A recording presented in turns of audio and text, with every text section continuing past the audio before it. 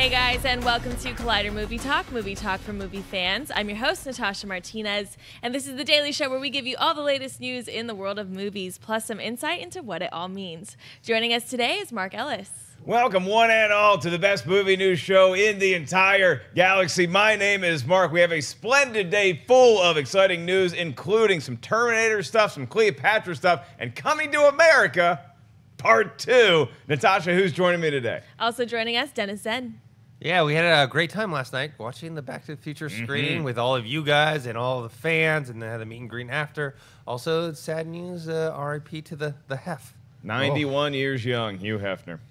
Also joining us, Perri Nemiroff. Yeah, to echo what Dennis just said, that screening last night was something else. If you've never seen Back to the Future on the big screen with a full crowd, it just feels like you're seeing it for the first time when you see it that way for the first time. Presh. Also joining us, Mark Reilly. I echo those sentiments. Man, does Back to the Future hold up. What a fun time last night. Good to see all of you out there as well. It's going to sound like an echo chamber in here for a minute then, because I had a blast at the Back to the Future screening that we hosted at ArcLight. Thank you so much to our friends, ArcLight in Hollywood, for allowing us to put that on with y'all. It was another sold-out screening. That makes 2 for 2. And seeing the fans before and afterwards, we had the Q&A, then we had the screening, then the meet and greet. It was just such a great night, and it is such a treat to watch Back to the Future on the big screen. It's a treat to watch Back to the Future when it comes on TV, but if you ever get the opportunity to see it in a theater with a great sound system on a giant screen, it is totally worth the price of admission. The fish under the sea dance happens, and I got chills all over my body. It's just that good. God, I love that movie. And in other exciting news, I am proud to announce that our own Christian Harloff is taking some time off, and him and his wife were able to give birth to a beautiful baby girl yesterday. Yay! Maisie Ray Harloff. He snuck the Ray in there. So congratulations, Christian, and enjoy your time off with your much bigger family. Take care, buddy. We'll see you soon. And now, Natasha, what's our first, less exciting, but still there, news story? Yes, still good news. Skydance and Paramount Pictures have officially dated the new Terminator movie, which now appears to be on the fast track after director Tim Miller and producer James Cameron announced another movie in the series, the first in a trilogy that will see Linda Hamilton and Arnold Schwarzenegger returning to their iconic roles. The movie will now open on July 26, 2019, and thanks to an interview with Cameron and Miller at THR, will ignore the previous entries in the series by being a direct sequel to Terminator and T2 Judgement Day. No plot details have been offered up at this time. Mark, what do you think about the new release date of Terminator and how it will be a direct sequel to Terminator 2 and T2? In a word, Natasha, I think it's ambitious. Opening in the middle of the summer in 2019. 2019 is already packed with a huge slate of summer movies, and so having a Terminator movie, I mean, it makes sense because it's a very known property, but we've also seen Terminator movies not do so well, at least here domestically, with Terminator Jenny Smith. That only made, that was under $100 million here in America. It did very well overseas. I mean, I think it raked in close to $450 million at the worldwide box office, but as far as making money here and getting us fans reinvigorated for more Terminators, then as they don't just want to make this Terminator one and call it a night, they want a whole new trilogy, bringing back Linda Hamilton and Arnold Schwarzenegger. The key is not getting me excited, because you're going to be able to get me on board. I'm going to see a trailer and I'll be like, all right, fine, I'll give it one more chance. The key is getting the public at large, who may just be so oversaturated and feeling like we're done with this franchise. How are we able to get them back on board? I mean, it's going to be tough. I love the Terminator franchise. I think it's going to have to happen with the trailers and with the marketing, because, yes, some people are already fatigued with this franchise, and if they see another one come out, they're like, oh, well, they didn't like the last one. But this one is going to have to live on a lot of, like, good buzz. Like, this is going to have to, but I actually believe in it. I had James Cameron, he's not directing it, but he's producing it, but it seems like he's really going to, the last few, he didn't really have much to do with or anything at all. This one, he's going to directly produce and actually look over Tim Miller. And Tim Miller, you know, with what he did with Deadpool, that was his first movie, and he did a great job with it. And you know, we did a comic book shopping with him, and just being there, you could tell he carefully weighs all of his decisions. And so I think that will be very beneficial for this new film. Do you like, as a Terminator fan, do you like the summer release date, or do you think it's a little aiming too high? Do you think maybe this is more of a February or March kind of flick? It's ambitious, but you know what? With James Cameron, not directing, but at least just behind it, I have a good feeling about it. Perri, what are your feelings saying about the new Terminator release date news? Yeah, there's really no good place to put this movie. I think it's really going to come down to quality with this one, because if Genesis and Salvation proved anything, at least domestically, because it did make 440 worldwide, and that's a nice chunk of money, it's that people aren't just going to go see a movie because of the Terminator name. Yeah, maybe all of us at this table, maybe every single person watching this show will, but you gotta be able to branch out beyond that, or spending, let's say, $100 million, I'm just making that number up, on a production. You're not going to be able to make that money back. So this has to be a good movie, and it also has to please Terminator fans. That date is a little dangerous, and it's because The Lion King is coming out right before it. And if I learned anything with my poor Power Rangers movie, it's that those movies make a lot of money, and they have great holdover.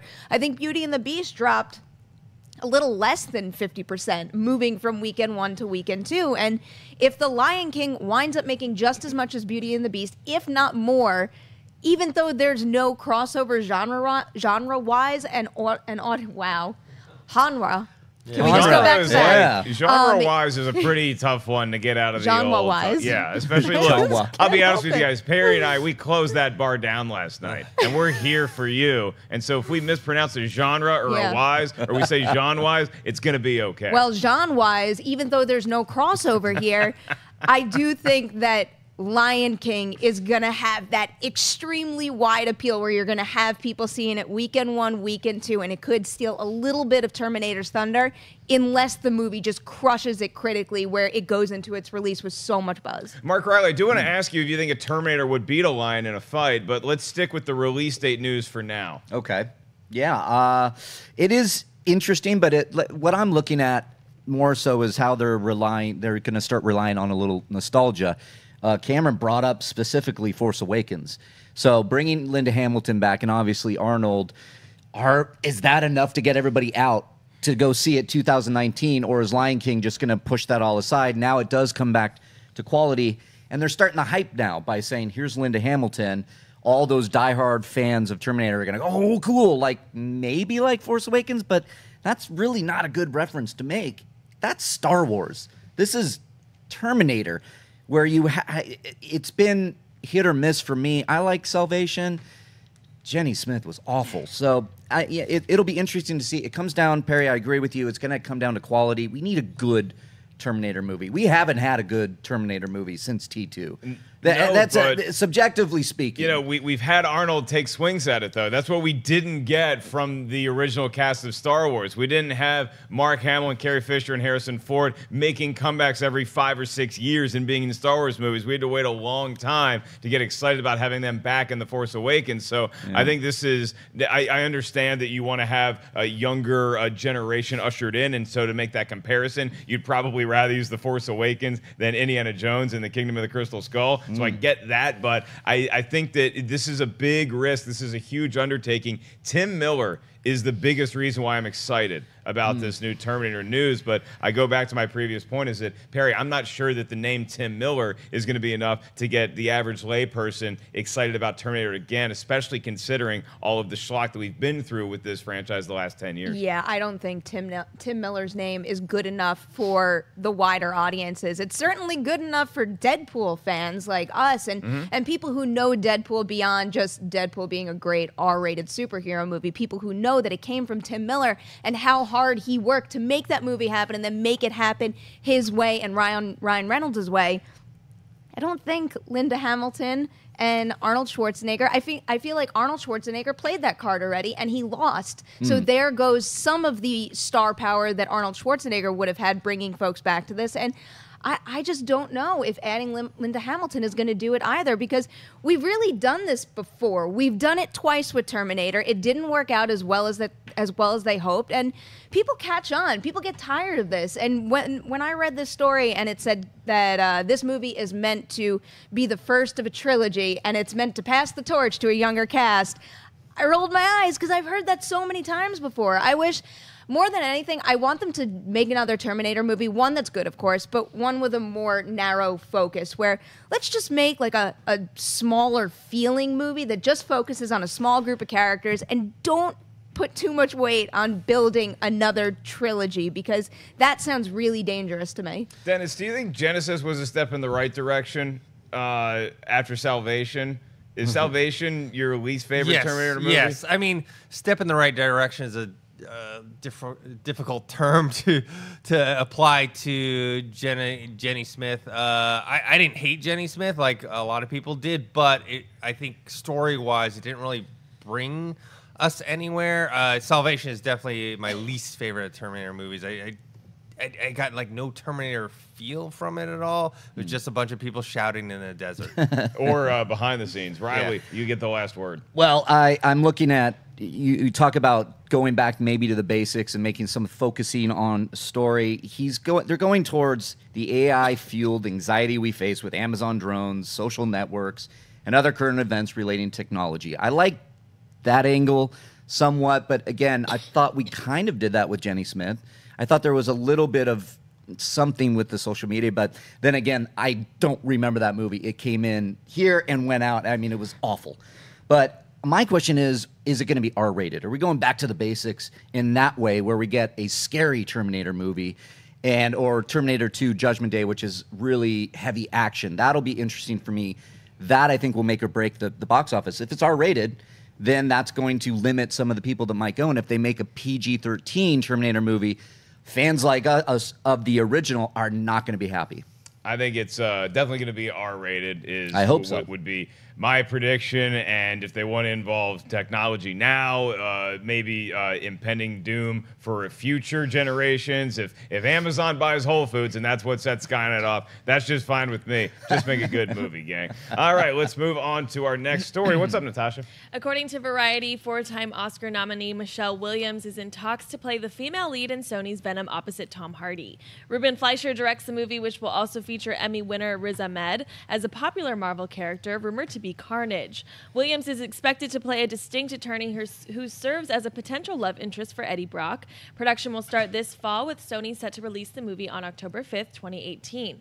Perri, what are your thoughts on Michelle Williams joining the new Venom movie? I like this quite a bit. We have seen so many actors out there sign up for big blockbuster projects, and then the movie's not that good. Michelle Williams, though, is someone where I trust her opinion. If she is taking on a project like this, because she is not really someone who you see snatching up big budget studio films like superhero movies or anything in that vein. She takes films that are just good movies. I think her last one was Oz the Great and Powerful, and even though I didn't really love that movie, I do love Sam Raimi. If I were in her shoes, I would never say no to working with Sam Raimi. And she played one of the most iconic characters of all time in that movie. So I give her a little bit of a pass on that. But really, her resume is so damn good. And I just get the sense that she is someone who thinks long and hard before she signs on for something like this. So even though I don't really know all that much about the movie and how, it could go one way or the other, but her signing on does make me even more hopeful that Venom could be a quality superhero movie. Yeah, Riley, for me, this is just a great story because we get to talk about Venom, but we're not going to be debating whether he's going to be in the MCU or not. We just get to talk about a very talented actress getting added to the cast. So all of a sudden, a Venom movie, I was like, yes. Where it takes place, I'm not sure about that. Tom Hardy, okay, now I'm listening again. Michelle Williams, that just adds more excitement to me anticipating this movie coming out and possibly being something special. If it's good enough for Michelle Williams, it's probably good enough for us.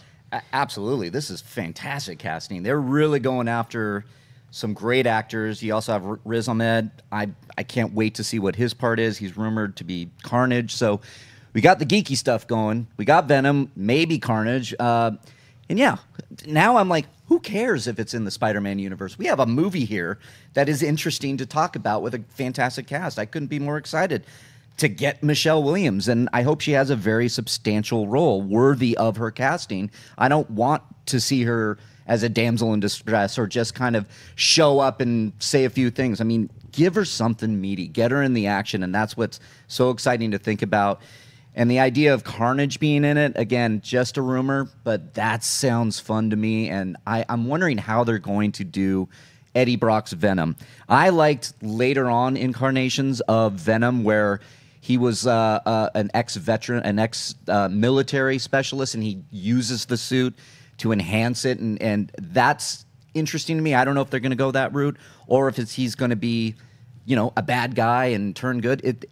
Now all of this casting has got me thinking, how are they going to do Venom outside of the Spider-Man universe? And that's kind of fascinating to me. Dennis, where were you on the Venom movie as far as anticipation level before this news? Then what does the Michelle Williams casting do for you?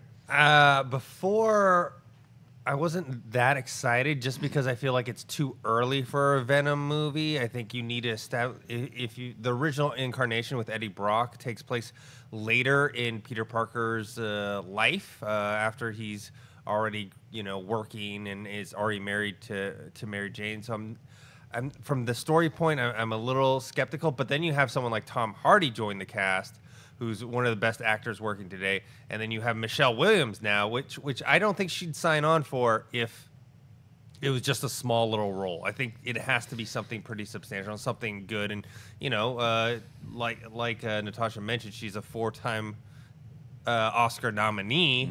We just saw what she did in very little screen time in Manchester by the Sea. So something like this, I think, will be perfectly fine for her. 4-time Oscar nominee. How's she not won yet? Is she going to be the Susan Lucci of the Oscars? She's in a couple movies. I know she's in The Greatest Showman, and then she's in that Ridley Scott movie that's coming out. So she's probably going to have another chance at a statue. She's going to win a whole boatload of them before it's all said and done. But Venom is set for release in 2018. That's next year. But right now, Natasha, there's actually movie theaters everywhere that people can go see pictures at. What's coming out this weekend? Coming out this week, people can see in the pictures is Lucky, a 90-year-old atheist played by Harry Dean Stanton, has outlived and outsmoked his contemporaries, and as he comes to terms with his own mortality, he searches for ever-elusive enlightenment. Flatliners is also coming out this week. 5 medical students embark on a daring and dangerous experiment to gain insight into the mystery of what lies beyond the confines of life. The bold adventure begins when they trigger near-death experiences by stopping their hearts for short periods of time. As their trials become more perilous, each must confront the sins from their past while facing the paranormal consequences of journeying to the other side. Ooh, that sounds intense. I haven't heard a lot about Flatliners, which makes me nervous. I love the original one. I think it's an awesome premise. It's just such a unique tale that it can involve horror, suspense, and I'm not hearing anything. Like, literally, the buzz for this movie has flatlined, and that is of concern to me. Now, Lucky, on the other hand, is something I definitely recommend people check out, but know what you're getting into, because it's not a movie that even like the movie Nebraska with Bruce Dern, that looks like Fast and Furious compared to Lucky. It's a pretty slow-moving movie, but if you get into it, and especially with the sad news of Harry Dean Stanton passing a couple weeks ago, I think that it just, in a weird way, an ironic way, it lends more credence to what his character is going through in this, because there's a couple scenes in this movie when it's somebody like me, it's like you're looking into the Ghost of Christmas Future, and it's pretty powerful stuff. So I think there's going to be a lot of Oscar buzz for him, if not for Lucky in general. Reilly, which movie are you going to try to sneak out of Makuga's wedding early to go see? I have to see Lucky. I have to see it. I know Logan Sparks, who wrote it, and he's a dear friend of mine, and so I was very aware of what was going on with Harry Dean Stanton, and just to talk to him and see what they did to get Lucky made is nothing short of amazing. And it was a love letter written for Harry, who Logan was his, Harry was his best man in the wedding, and he wrote this. It's about Harry. And so when you're talking about that, you're looking at the Ghost of Future. I can't wait to just look and see what this amazing man was about, because it's going to transfer on screen. And to support independent cinema, it's not wide, but it's out there in a lot of major cities, so I recommend going to find it. Flatliners, get the hell out of here. I can't. No. Why are you remaking Flatliners? And it looks stupid. It looks so stupid. It's going to bomb horribly. Nobody's going to see it. Sorry, Perri. Earmuffs. Yeah, I didn't make the movie. Yeah, I hate like these. You bring up the marketing. It's like, yeah, they don't even want to touch it because it's probably bad. And it's like, well, then why'd you make it in the first place? Why'd you make it in the first place then? That's what I don't understand, is you're not going to get behind it and show me something different. Then what's the point? You just wasted all of our time. Perri, you could not be more excited for Flatliners. No, I think we're getting a little carried away with that. I did really like the first trailer, though, and it made me think, oh, maybe they can do something that honors what happens in the original, because Kiefer Sutherland is involved, and then also modernize it just enough. And I thought that trailer was cut really well, where it was really exciting and chilling, and I wanted it to be that movie, but then it came down to the wire, and the reason there's no review on the channel is because we didn't get a screening, and that's never a good sign. I'm not saying that Flatliners can't come out and then surprise people. There could be other reasons they chose to do that, but it definitely has me nervous. It definitely has me less interested in the movie, but I'm probably going to see it this weekend anyway, just because I can't help myself. I do really want to see Lucky, though. I remember when you and Roka saw it a while back, and when you came back to the office, you were saying that it was something special, and ever since then, I've had that one marked off, and I'm probably going to see both this weekend. Dennis, Flatliners is lying there. You have one of two options. You can either take out the paddles, clear, and try to revive it, or you just dig a hole and throw it in there and never think about it. Oh, yeah, I'm throwing it in that hole. It looks so generic. The trailer. Yeah, I mean, look Dennis. at that poster over there. It looks like a poster for like a 90s sci-fi television show with no budget. I mean, look at that thing. They're just like standing there. It looks bad. The trailers. I'm not watching that You one. don't really think they were standing on the edge? Oh, of no. a They cliff? found this clip that looked exactly like that. And then they all flew them up there, and then they got that shot. It's terrible.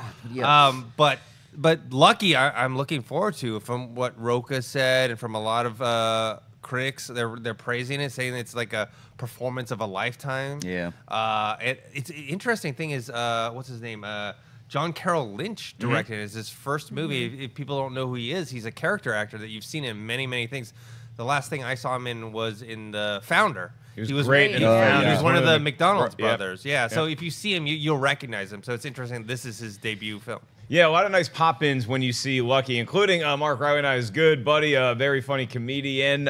Amy Claire makes a small appearance in there. So check out Lucky for no other reason to see Amy and, of course, Harry Dean Stanton in a pretty incredible performance. All right, let's move on to buy or sell. This is a part of the show. Natasha's going to give us a premise, and we will say whether we buy it or sell it. Natasha, I am prepared. All right. Deadline is reporting that after some positive reactions to Denis Villeneuve's upcoming Blade Runner 2049, the director is now in early talks to helm Sony's epic retelling of Cleopatra.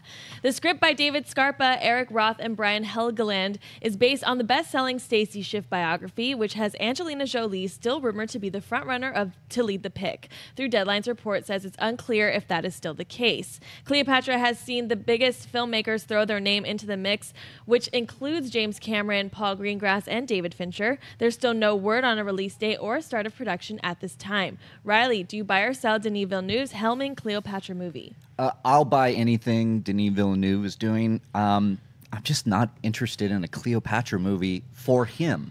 At least, so I was looking forward to, I can't wait to see Blade Runner 2049. But then knowing he was going to develop and direct a Dune adaptation and that's like very, it's going to follow the source material like to the T, and that it's a passion project of his. I was like, man, Cleopatra, and I have to wait for Dune. But then buried in Deadline's article, he was one of the front runners for 007 as well, the next James Bond movie. But they're saying, nope, he's going to develop Cleopatra while directing Dune, and 007, James Bond's not going to happen. So if that's the case, if he's going to develop Cleopatra and go straight into Dune after Blade Runner, then I'm all for it, and that'll be fascinating to see. He'll go from one sci-fi, 3 sci-fis in a row, and then Cleopatra, that'll be nice to see, and maybe this is an epic, maybe this is his Lawrence of Arabia, and we have an Oscar in the future for Denis. Some of the landscapes that he's making in Dune would probably serve well to be background of Cleopatra. There's some pyramids in there, and you got yourself a picture. I'm just going to sell this because I'm not excited about a Cleopatra movie, especially somebody like Denis Villeneuve. I mean, he's an artist. He can do exactly what he wants to do, and I'm not going to take anything away from him, but it just seems like this isn't a movie that I would really want an artist, a director as visionary and as talented as Denis Villeneuve to be doing this. It just seems like it's a project that I think they've been trying to get off the ground for a long time. I don't know if they rework the script again or if Angelina Jolie comes off board and they bring on somebody else to play Cleopatra. Maybe that makes more sense, but I just can't get excited about it right now. I'm not there, Perri. I am not there.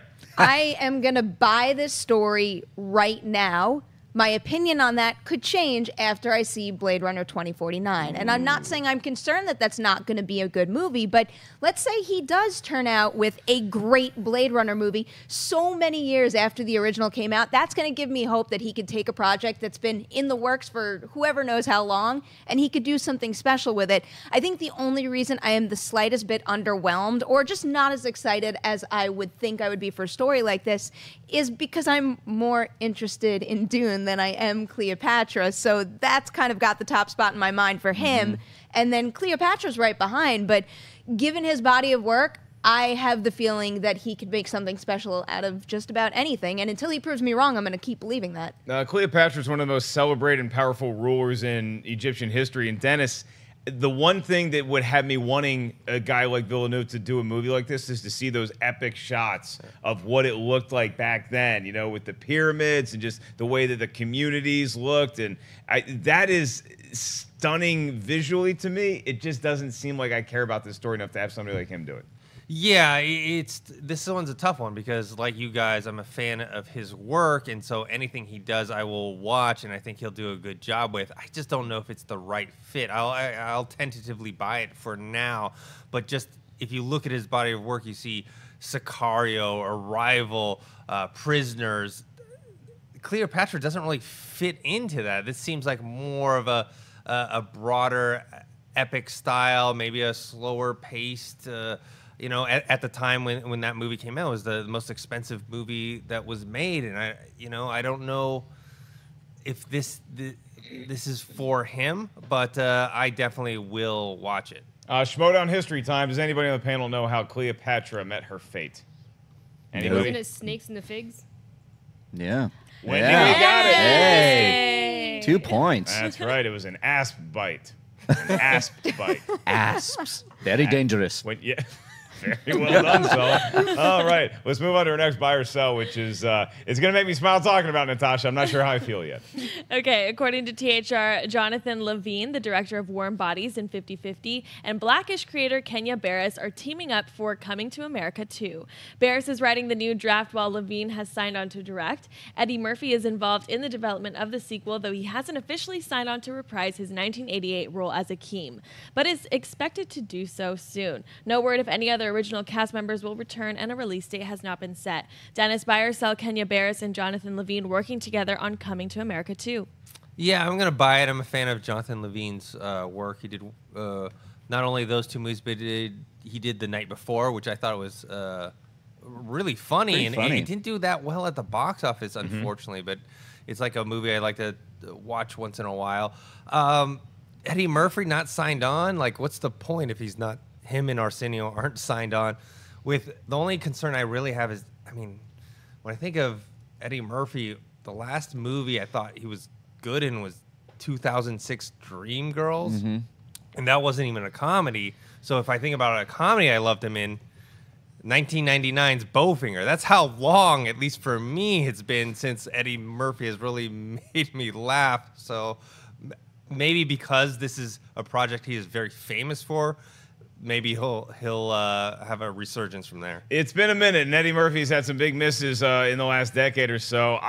Tower Heist is a movie that wasn't great, but I thought Eddie Murphy was really good in it, and there's a couple scenes in Tower Heist where you see the ability is still there. You see classic Eddie Murphy is still working around. He got rave reviews for his performance in Mr. Church last year. Just the movie did nothing when it came out, and it was kind of positioned as a potential Oscar contender and just never really got there. But this news, I'm going to buy it because I love Coming to America. I love Eddie Murphy. I love what this could be, and so I'm buying this strictly off potential. Obviously, Eddie Murphy needs to be involved and not just behind the camera or producing it. He needs to be starring in this movie, not popping in and serving as the James Earl Jones role in the first one. I need this to be about Eddie Murphy. I don't want a Force Awakens Torch Pass movie. I want Eddie Murphy and Arsenio Hall, now that they're closer to their barbershop characters in Coming to America in age, I would pay to see 2 hours of the barbershop. I think a lot of people out there would agree with me. Oh, yeah. There's so much potential here that I have to buy it. I'm also a huge Eddie Murphy fan. He's one of my all-time favorite performers. So, Perri, I am a little biased, and I'm throwing a lot of money at this story right now.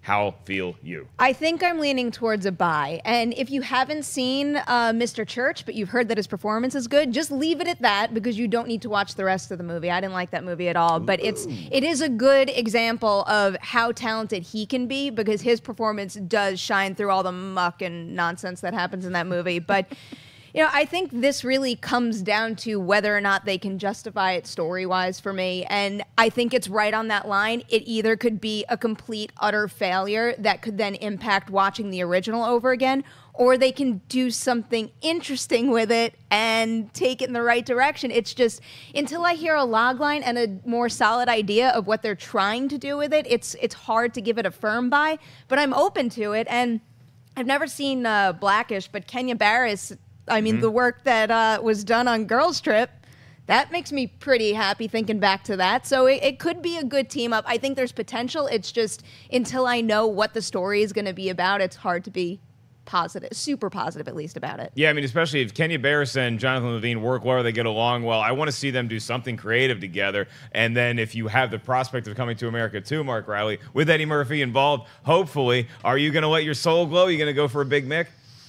God, I don't know. I'm selling it. I'm sorry. I can't. I don't see a reason for Coming to America. Joe 2. Lewis was 175 years old when he fought Rocky Joe Marciano. Lewis kicked his ass. I grew up with Coming to America. I watched it on repeat. I love everything about this movie.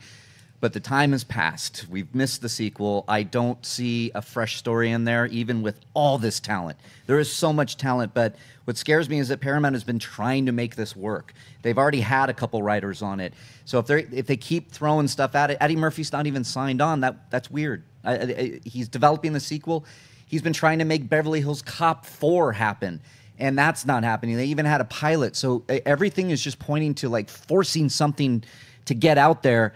And without having a story, without having something like you said, Perri, without the story there. Now, if I see a trailer, if I see a story element that's interesting to me, but I just feel like they're going to kind of recycle something. He's going to, what is he, divorced, and he's coming back to America to find his second wife? I don't know what's going to happen with this. Is it his son? That's what I don't want to see either. It's going to water down the humor. I want the whole cast to be back. I would love to see them all dress up and do their different characters that show up throughout the movie. That is wonderful stuff there. But I just don't know why they need to do this. So I'm selling it until I see something worthy of my time. Yeah, I went there. I'm sorry, Ellis. I love it too. And Eddie Murphy is one of my favorites all time too. But why Coming to America 2?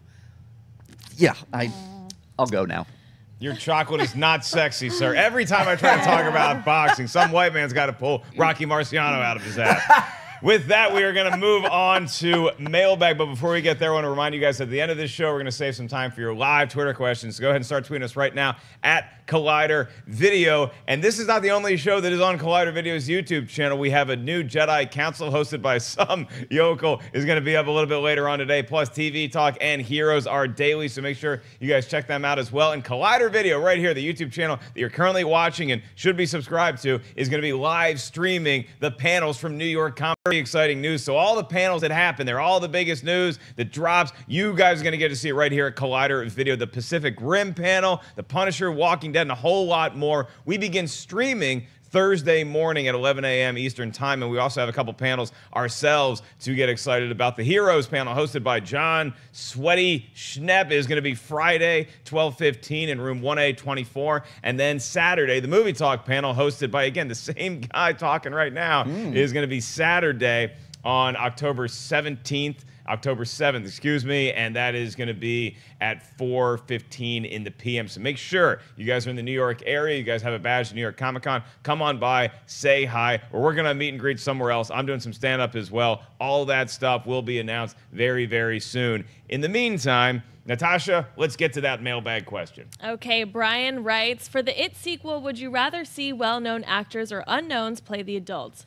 I could totally see someone like Amy Adams playing adult Beverly. They look exactly alike. Or I could see someone like Chris Evans playing adult Bill.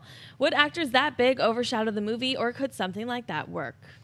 Yeah, I don't really care, to be honest with you. Like, I don't care. I honestly don't care if it's because, I mean, I just assume that the team working on It too is going to have proper casting with the adults. I mean, everything about the casting of the children works so well in the first one. I think if you can cast child losers, you should be able to cast adult losers pretty well. Maybe it's them syncing up with their child counterparts, Perri. I mean, I know you have a lot of passion for It. Do you think that it's going to be swayed in your mind whether or not the people that you see on screen are huge and famous, or do you want them to be unknowns? Nah, I don't really care about this either. I think I'm kind of over it. You It's know? a good question. I mean, It's a good question, Oh no, but- I'm just kidding. yeah. I was just messing around, pretending I don't care about it when I really do. It's all I think about all the time. Ah, okay. Well played. I'm with Yeah, so I lean against casting familiar faces just because it was so nice and refreshing and exciting to meet all these new kids, or most of the new kids, minus Finn, that I wasn't aware of, and some of them are so talented. Really, though, I think it's going to work no matter what, as long as they're able to recreate the losers' chemistry. That's really what it comes down to, and they could do that with newcomers. They could do that with very familiar faces.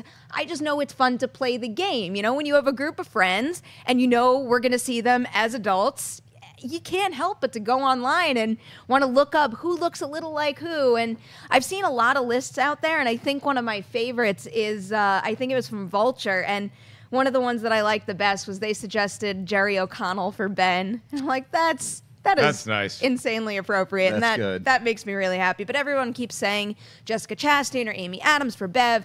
Yeah, they're both really talented, which is great, but they also are actresses with red hair, so that's something.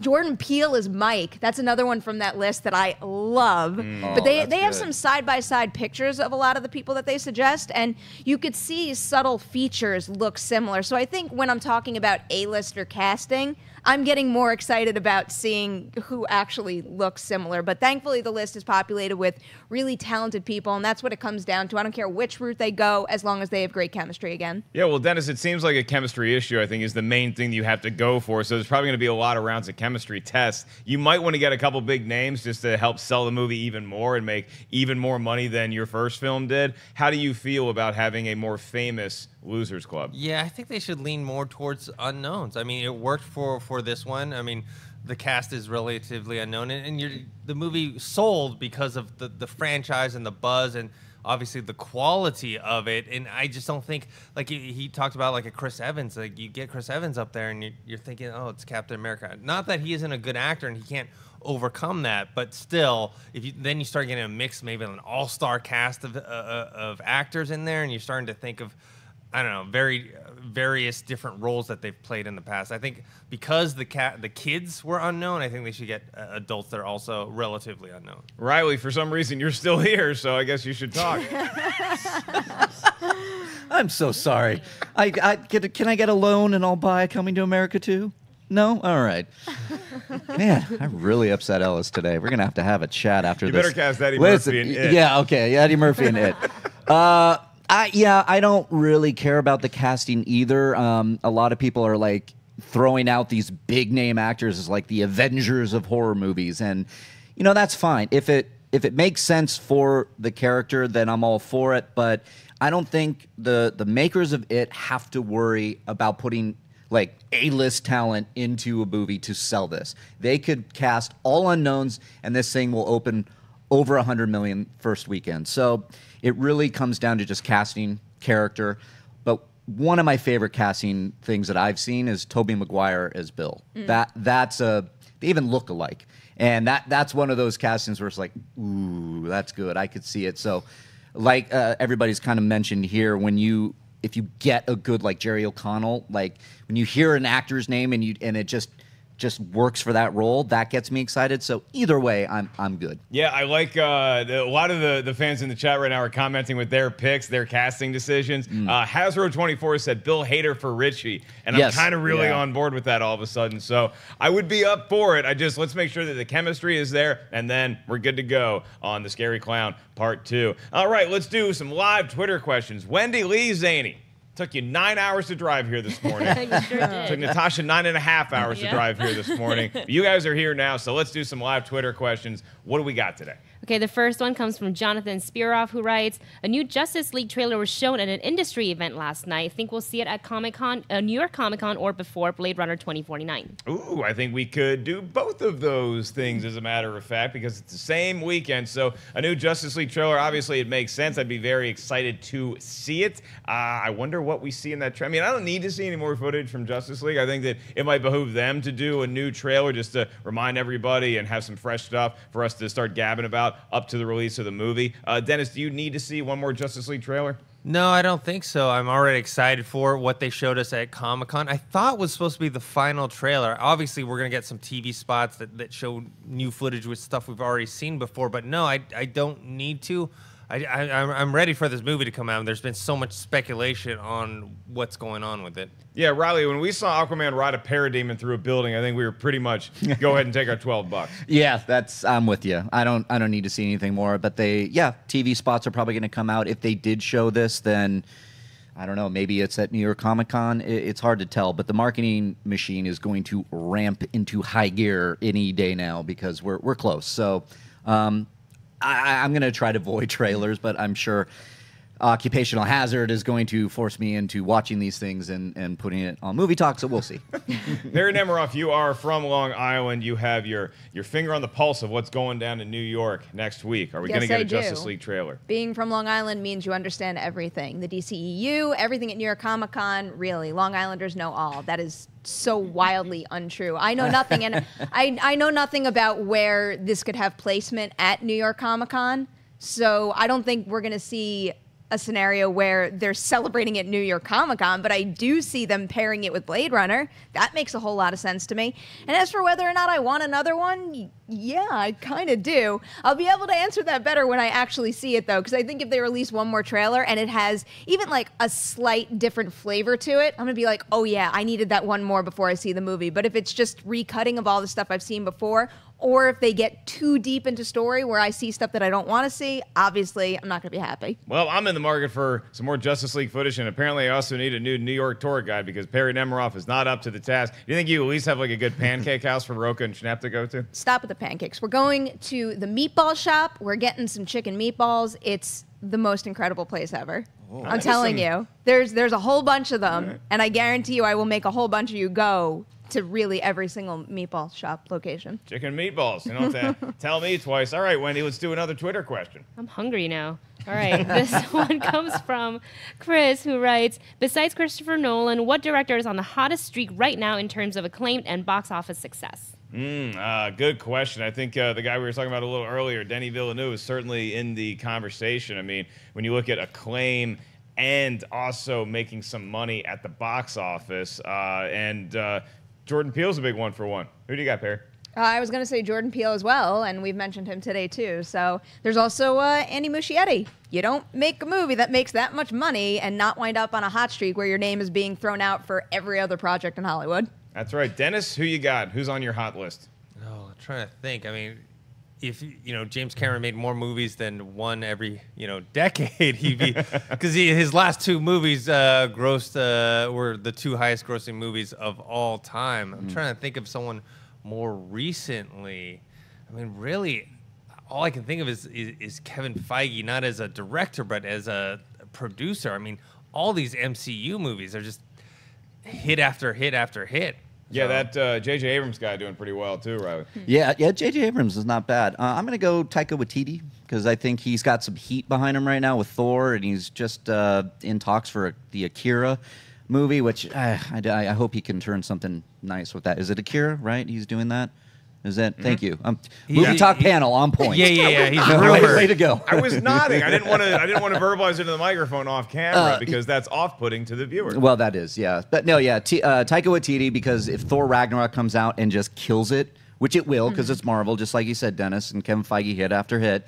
But if it kills it, it's a different Thor, which it looks like, then Taika Waititi is going to be just a name everybody mentions. We can't not mention Patty Jenkins too. Of course. She made a great movie. She made history. So Patty Jenkins is up there too. I'll throw Matthew Vaughn and Ava DuVernay on that list as well. Making Yeah. good movies, making some money. So good job, directors. You're having a good week. All right, Wendy, let's do one more and call it a day. Okay, last one comes from Patrick Kelly, who writes, like Terminator, what series should ignore entries and start fresh?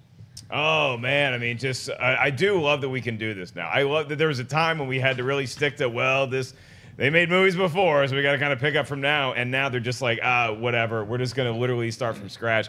I think Transformers is on the tip of my tongue, but I just don't ever see it happening. I'm trying to think that, like, there's got to be a movie that we do have a shot in hell of getting to just reboot totally. They're doing it with Hellboy, and that's partially budgetary reasons and not just because the first two weren't critically acclaimed, because I know a lot of people like those. I did. But I think that right now, The Predator is another one where maybe we get rid of some of the other Predator movies, some of the other Alien movies. Hell, after seeing Alien Covenant, I'd just like to get a fresh take on Alien. I thought Alien Covenant was not good. Yeah. I was not a fan of that movie at all. Yeah. So now I'm just bitching. All right, Mark Reilly. I'm going to take your lead there in Alien. I think we... Did you not like it either? I did not like Alien Covenant. I thought it had some interesting things going on, but I was so disappointed because I love Aliens. And so what if we do Alien and Aliens and get rid of the rest, and bring Sigourney Weaver back, bring Michael Biehn back? That's what Neil Blomkamp wanted to do. And I think we're seeing that trend happen with Terminator, and the new Halloween movie coming is a direct sequel to Halloween 2 and ignores all of that other stuff and brings Jamie Lee Curtis back, which is confusing. I know there's H2O and what's that? You know, come on, Perry, help me out here. Yeah, Halloween There was Resurgence. H2O, then there was- Resurrection. Resurrection. Yeah. Resurgence? Oh, man, that's Don't ID. say the I R know, word. the R word. So, yeah, I would love to see them ignore, Alien 3 and the rest and just start with Sigourney Weaver and Michael Biehn and Newt waking up in hyperspace and there's another adventure or something Perri like that. Nemiroff, what are we going with? I want what Reilly just said, but I actually might get my wish. I don't really know what they're doing with the Jigsaw movie, but I wouldn't mind going back to the basics with the Saw franchise and just wiping the slate clean of all that behind-the-scenes nonsense that never really amounted to anything after 7 films and just complicated a really great core idea. So I want to go back to the beginning of Saw. I want to go back to the time where we were getting a Saw movie every Halloween and it was an event to go there. I miss those days. Back in my day, we got a Saw movie every year, and it cost a dime to go, and we got a bag of popcorn.